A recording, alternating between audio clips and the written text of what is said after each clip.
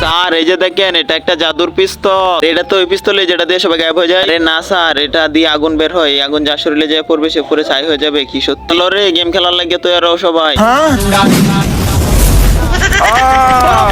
তো এই পিস্তল দিয়ে স্কুইড গেম ওয়ালাদেরকে মজা দেখায় চলো। আরে জাগা, যখন এই স্কুইড গেম ওয়ালারা আইবো তখন এই পিস্তল দিয়ে গুলি করে ওদেরকে সবাই পুরাই দিবি। চলো রে মরার জন্য তৈরি হও সবাই। আরে আজকে আমরা না, আজকে তোমরা গেম খেলবা। তোমাদেরকে কতবার বলবো যে আমরা স্কুইড গেম ওয়ালা, আমরা গেম খেলি না, আমরা গেম খেলাই। जग्गा